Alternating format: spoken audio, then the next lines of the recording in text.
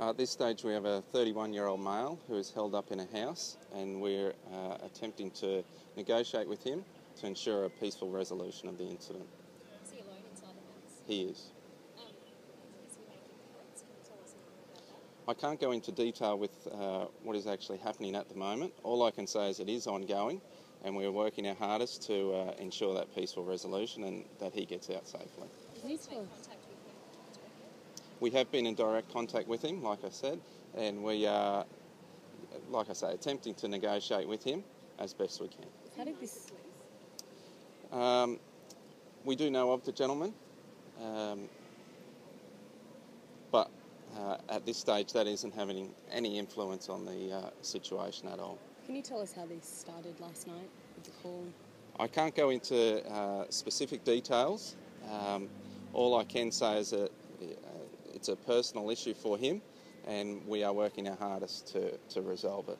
Have police been inside the home? How have you contacted? At this stage we're negotiating from outside the house. We haven't been able to enter the house. Was this home raided, the same home raided a few weeks ago? I can't speak of specifics like that, I'm afraid. So there's been some talk of a phone from negotiators possibly being placed near the home for him to make contact? Yeah, that's one of our tools that we use, or negotiators use, to make contact with people in these situations. So that is one of the options we're undertaking. And has he been cooperative? Like I said, we have made contact with him, but we haven't been able to come to a resolution at this stage. And when was the last time that you were able to make contact with him, like with him replying to you? We have spoken to him this morning, and we're attempting to continue to speak to him as we speak. How were police initially alerted to this situation? We were alerted by people known to him, and that's obviously instigated us to attend his address, and matter has unfolded from there. How many people did you evacuate? We've evacuated a few residents from within the street, and we're working our hardest to ensure that those that are displaced are looked after, and those that we can allow back in periodically to minimise the disruption to them. We're working with the neighbours to make that happen. He does have access to certain things in the house, which I can't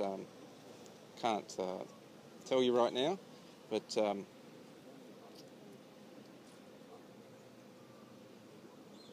like I say, we're in contact with him, and our goal here is to ensure his safety. So there's been talk about gas bottles inside before this. He does have gas bottles at the house, so he does have access to them, and but that's all I can say on that at this time. Are you able to tell us whether the windows have been... What have police done to help ensure that not too much gas is building up?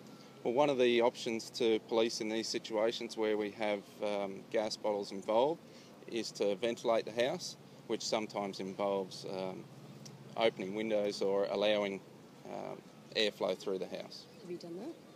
I can't comment on that, I'm sorry. Is there a particular point that police won't let it go on any longer, or could we see this going on for another 14 hours? It could. It takes as long as it takes to ensure that we get a safe resolution.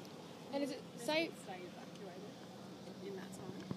While there's a threat of harm to them, or we've got a concern for their safety, they will remain evacuated. Can you tell us a bit about what police are doing now? We understand that they've set up an operations base in one of the homes. Yeah, we do have negotiators and our special emergency response team here with us now, and they're working with us and trying to maintain that contact to ensure we have that safe resolution. And there's a lot of kids and families walking past. Is it safe, really? In terms of the school, if that's what you're referring to, we've deemed that it is safe. It is outside our outer cordon, so we don't see any risk to the school or any children at this stage, apart from those that have been evacuated. How big's the risk boundary now? How far? What, sorry? How big's that risk boundary? How far do you... Well, at this stage, the outer cordon goes to the intersection of Reserve Road and Hart Street, and it's inside that we're concerned about. Outside of that, we consider that to be safe. Great, thank you.